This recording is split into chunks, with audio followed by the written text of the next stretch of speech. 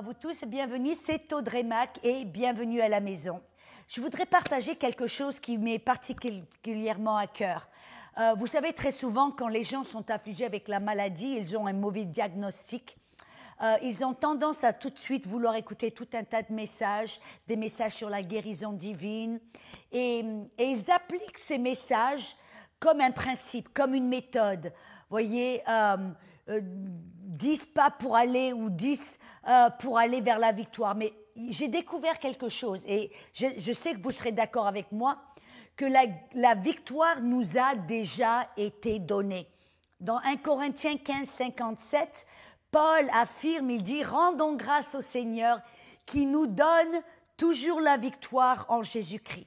Donc déjà là, vous et moi, nous savons, si nous faisons face à la maladie ou une attaque quelconque, nous savons déjà que nous avons la victoire. Mais malheureusement, très souvent, la plupart des gens ne savent pas comment aller vers la victoire. Et comme j'ai dit, ils vont directement écouter des enseignements, des témoignages, des enseignements sur la guérison divine. Et ils essayent d'appliquer ces messages comme un principe ou une méthode, où ils essayent d'imiter ces témoignages, mais il n'y a aucune vie, il n'y a aucune puissance, et très souvent les gens sont dans la confusion. Vous voyez, comme par exemple, vous pouvez entendre un message qui dit « Combattez le bon combat de la foi ». Puis vous avez un autre message de quelqu'un d'autre qui va dire « Quand on est dans la foi, rentrez dans le repos ». Ou un autre message qui dit « Confessez la bonne confession de la foi ». Ou quelqu'un d'autre qui dit « Oh, la foi va agir ». Et alors vous êtes un peu dans la confusion en disant « Qu'est-ce que je dois faire? Est-ce que je dois combattre?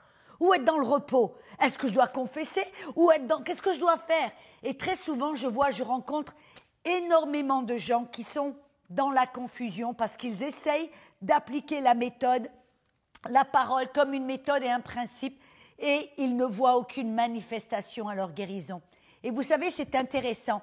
La Bible nous dit dans la parole, dans Proverbes chapitre 3, versets 5 et 6, je suis sûre que vous connaissez ces versets, qui dit « Confie-toi en l'Éternel de tout ton cœur et ne t'appuie pas sur ta propre sagesse. » Pourquoi? Vous voyez, c'est très souvent ce que les gens font. Ils entendent des messages et ils essayent d'appliquer la parole et de s'appuyer sur leur propre sagesse, c'est-à-dire comment appliquer la parole, mais il n'y a aucune vie. Et pourquoi? Parce que la parole nous dit quelque chose d'important, vous voyez. Dans Proverbe 14, verset 2, il y a une voie qui paraît droite à l'homme, mais la fin, c'est la mort. Pourquoi? Parce que la foi, comment vient la foi? La foi ne vient pas automatiquement d'une parole. Comme vous voyez souvent, les gens, qu'est-ce qu'ils font?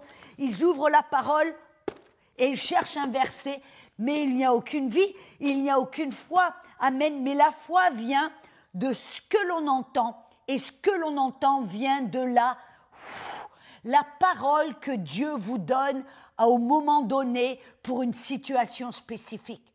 Ça veut dire que vous et moi, quand on fait face à une attaque ou à une maladie, nous devons tout d'abord nous confier à l'Éternel et chercher la face de Dieu, aller vers le Saint-Esprit. Vous voyez, parce que dans 2 Corinthiens, dans le chapitre 1, 14, qui nous dit « Rendons grâce au Seigneur qui nous guide », et c'est dans la Darby, je crois, qui nous dit « qui nous guide vers le triomphe ». Vous voyez, la belle chose, c'est qu'en Jésus, nous pouvons rendre grâce parce qu'il nous a déjà donné la victoire. Cette victoire qu'il a accomplie sur la croix, cette victoire qui a été scellée quand il a ressuscité des morts et qu'il est sorti de la tombe, c'est une victoire que là, il nous a donnée.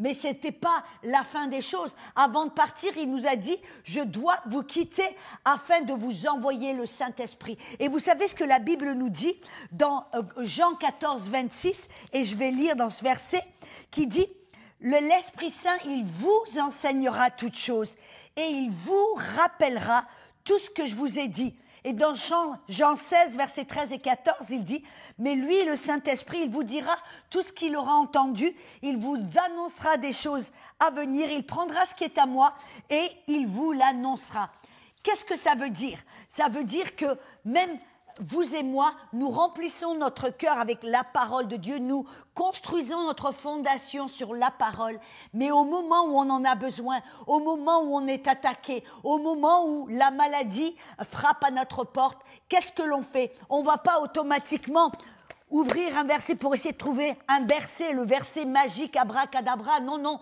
Qu'est-ce qu'on fait? On va vers l'Éternel, on se confie vers l'Éternel, on se tourne vers le Saint-Esprit qui, lui, sa mission ici sur la terre, c'est de nous enseigner toutes choses et de nous guider vers la victoire, de nous montrer un verset qu'on a mis dans notre cœur et de nous rappeler, de nous montrer, de nous guider, de nous parler, de nous donner cette parole, car quand c'est la parole, alléluia, que Dieu nous donne pour ce moment spécifique, pour cette situation spécifique, c'est cette parole, amen, qui va vous donner la foi. Rappelez-vous, Romains 10, 17, la foi vient de ce que l'on entend et ce que l'on entend vient de cette parole Réma que Dieu nous donne à ce moment-là. Vous voyez, je me rappelle, il y a à peu près une vingtaine d'années de cela, j'avais passé des années à vraiment me nourrir de la parole.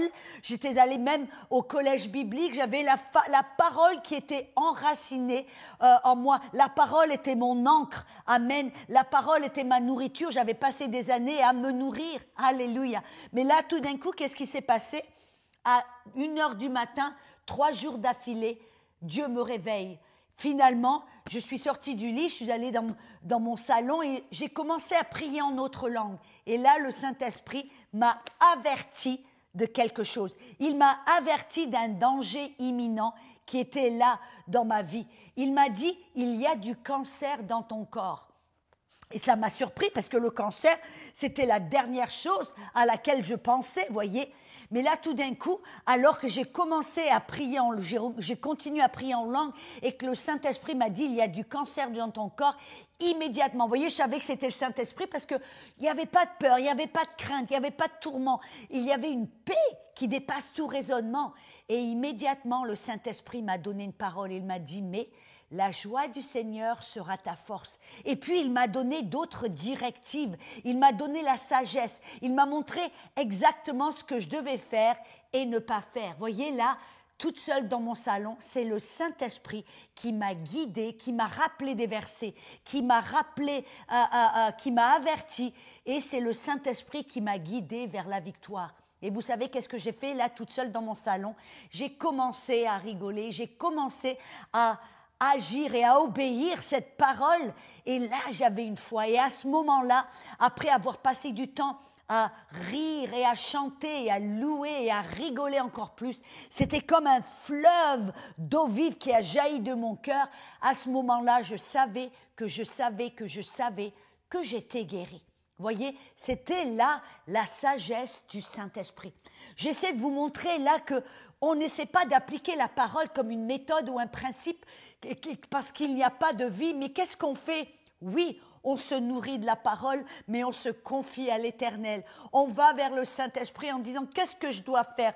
Montre-moi qu'est-ce que je dois faire. Oh, il y a tellement de puissance, voyez, dans cela. Parce que c'est intéressant, voyez, j'ai découvert dans la Bible que très souvent les hommes qui essayaient d'obtenir la victoire par leurs propres efforts, par leurs propres moyens ou par leur propre sagesse, en essayant même d'appliquer la parole comme une méthode, ils n'ont pas pu recevoir la victoire, ils n'ont pas pu recevoir la guérison et ils ont atterri dans la confusion. Amen. Alléluia. Et il y a un roi dans l'Ancien Testament qui s'appelle Asa. Et il dit qu'il fit le mal car il n'appliqua pas son cœur à chercher l'Éternel. Je veux vous encourager, quand vous faites face à la maladie ou une attaque, ça doit être la première chose que vous faites. Confiez-vous à l'Éternel, cherchez la face de Dieu, demandez-lui. Qu'est-ce que je dois faire? Guide-moi vers la victoire. Montre-moi, donne-moi un verset. Montre-moi ce que toi, tu veux que je fasse. Montre-moi, éclaire-moi, donne-moi cette parole, Réma. Et vous pouvez le faire ça, en passant du temps dans la parole, en passant du temps dans la louange, dans des actions de grâce, en vous tournant vers Dieu. Oh, alléluia, c'est tellement puissant. Mais vous savez, il y a un autre verset dans 2 Chroniques 16, 12, qui dit qu'il y avait un roi amen, même quand il a été déclaré malade, même pendant sa maladie, il ne chercha pas l'Éternel, mais il consulta les médecins. Et vous savez, très souvent, les gens disent, oui, je sais que d'aller chez le médecin, c'est un manque de foi. Non, non, non, je veux vous éclairer, je veux vous montrer quelque chose. Aller chez le médecin ou aller chez le docteur ou prendre des médicaments, ce n'est pas un manque de foi. Mais vous remarquez qu'est-ce qui s'est passé? Ce n'est pas qu'il est allé chez le médecin qui a déplu à Dieu, c'est qu'il a d'abord consulté les médecins avant d'aller et chercher la face de l'Éternel. Avant de consulter l'Éternel, il a consulté les médecins. Amen. Et voyez, parce que c'est en consultant l'Éternel que vous entendez une parole, que vous recevez la sagesse, que vous êtes guidé vers la victoire. Et ce que le Saint-Esprit vous montre, vous le faites. Et c'est là où la foi jaillit de votre cœur. La foi vient de ce que vous entendez. Et ce que vous entendez vient de la parole que Dieu vous parle, que Dieu vous donne. Que ce soit au travers d'un verset ou au travers d'un message ou au travers simplement d'un message que vous entendez, par exemple comme ce message-là, c'est là que la foi va jaillir dans votre cœur. Amen. Vous voyez, je me rappelle, moi, encore les premières années de mon mariage, il y a 20 ans, j'ai été attaquée dans mon corps avec la maladie à maintes reprises de différentes manières. Mais à chaque fois, vous savez ce que j'ai fait? Je me tournais vers l'Éternel. Mais cette fois-ci, pour une raison ou pour une autre, je l'ai fait différemment. J'étais chez le docteur pour faire un check-up normal et tout d'un coup, je ne sais pas ce qui se passait, j'ai commencé à sangloter dans le bureau du docteur. Amen. Et le docteur me regarde et puis elle commence à me poser des questions. Puis elle me dit, Madame Mac, qu'est-ce qui se passe? Et tout d'un coup, elle s'est aperçue, puis elle m'a posé des questions. Elle m'a dit, oh, vous avez un déséquilibre du cerveau, vous avez vos émotions qui font les montagnes russes, vous avez un déséquilibre, vous avez comme ce qu'on appelle, après m'avoir posé des questions, elle m'a dit, vous avez des déséquilibres émotionnels, vous avez besoin, je vais vous prescrire cette pilule, un antidépressant, vous devez le prendre pour aussi longtemps que vous en aurez besoin. Amen. Et moi, vous voyez, j'ai grandi dans la foi, dans le Seigneur, et j'étais contre cela. J'ai dit non, pour moi, c'était un manque de foi que de prendre un médicament, un antidépressant. Donc, je suis rentrée à la maison, j'ai dit, ah non, non, non, pas du tout, pas du tout. Et puis, j'ai pris la prescription, j'ai pris le papier du docteur, je l'ai mis dans le tiroir. Et puis, finalement, vous voyez, mes émotions, et je pleurais d'une minute à une autre, je me sentais dépressive, des fois même suicidaire, j'étais attaquée dans mes émotions d'une manière vraiment forte. Et tout d'un coup, pour mon pauvre mari, n'est-ce pas, qu'est-ce que j'ai fait? J'ai dit, bon, je vais prendre ce médicament. J'ai pris ce médicament pendant quelques semaines et puis tout d'un coup, tout allait mieux. Et puis là, je me suis sentie meilleure et puis j'ai dit, OK, maintenant je vais arrêter ce médicament, je vais l'arrêter brut. Et je l'ai arrêté, oh, quelle grande erreur. Tout d'un coup, j'ai replongé dans la déprime, replongé dans ce sentiment de dépression et de suicide.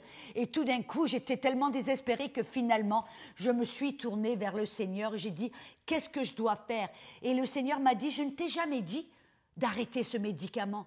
Il me dit, au contraire, tu prends ce médicament. Ce qui m'a étonnée, pour moi, c'était une contradiction. Je dis, qu'est-ce que tu veux dire, prends ce médicament? Il me dit, Audrey, il me dit, prends ce médicament, mais prends-le par la foi. Je dis, prendre un médicament par la foi? Comment est-ce possible? Il me dit, prends ce médicament tous les jours en déclarant que ce médicament te fera du bien, qu'il ne va pas te nuire sans effet secondaire, et quand c'est le moment de t'arrêter, moi, je te le montrerai.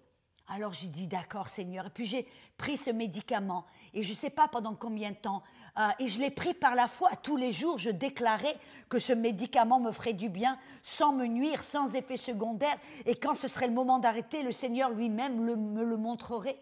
Et j'ai fait cela pendant quelques semaines, je ne sais pas, peut-être 1 ou 2 mois, je ne me rappelle plus le temps. Mais un matin, je me rappelle, je me suis réveillée. Et dans mon cœur, je savais que c'était le moment de m'arrêter. Je me suis arrêtée, j'ai pris toutes les pilules, je les ai mis dans mes WC, j'ai tiré la chasse, amen. Et cela fait plus de 20 et quelques années. Je n'en ai plus jamais eu besoin. Est-ce que vous voyez la différence? La foi n'est pas aller chez le docteur ou ne pas aller chez le docteur. La foi n'est pas dans prendre des médicaments ou ne prendre pas des médicaments. La foi vient de ce que vous entendez et ce que vous entendez de ce que l'Éternel vous révèle, de ce que le Saint-Esprit, qui est l'esprit de sagesse et révélation, vous révèle pour vous spécifiquement à ce moment donné. Alors je veux vous encourager, peu importe quelle attaque à laquelle vous faites face, peu importe quelle maladie qui frappe à votre porte, confiez-vous à l'Éternel, cherchez sa face, demandez-lui ce que vous devez faire, écoutez le Saint-Esprit, lui va vous révéler, lui va vous donner un verset, lui va vous donner une parole qui sera dans votre bouche, une épée à double tranchant, et c'est là que vous obtiendrez la victoire. Amen. Alors je veux prier pour vous maintenant, et sachez qu'il n'y a aucune distance dans l'esprit. Amen. Peu importe où vous êtes, et peu importe les choses à laquelle vous faites face, je prie maintenant au nom de Jésus. Je prie, peu importe, je prie maintenant, même j'ai parlé de dépression, je prie pour toute personne. Vous avez des déséquilibres cérébrales, vous avez des tendances suicidaires, des tendances de dépressives chroniques, vous avez même des migraines chroniques. Je prie au nom de Jésus que ce plan de l'ennemi contre votre vie soit annulé, soit avorté au nom de Jésus. Je prie maintenant, alléluia, que tout esprit de peur, même la peur d'attraper ce virus Covid, cette peur lâche prise, que vous soyez libre de toute peur, que vous soyez libre de toute paranoïa, que vous soyez libre de toute maladie. Je prie, alléluia, au nom de Jésus. Il y a quelqu'un, vous avez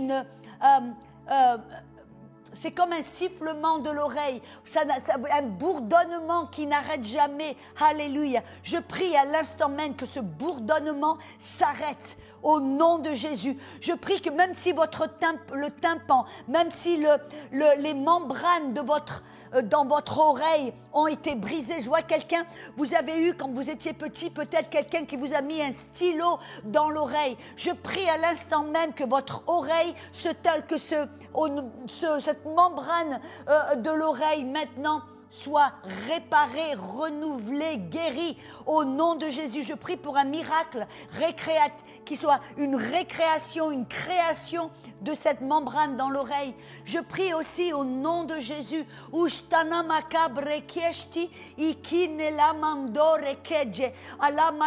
y a quelqu'un, vous avez eu un accident de ski et votre genou, je ne sais pas si je pense que c'est le genou gauche, mais j'en suis pas sûre. Vous avez un genou, vous avez eu un accident de ski et vous avez une dislocation et vous avez tout d'un coup cette rotule qui a été endommagée et vous boitez, vous ne pouvez pas marcher normalement. Vous avez à chaque fois que vous agenouillez ou que vous pliez le genou, vous sentez une douleur aiguë dans votre genou. Je prie au nom de Jésus, maintenant que cette douleur s'arrête.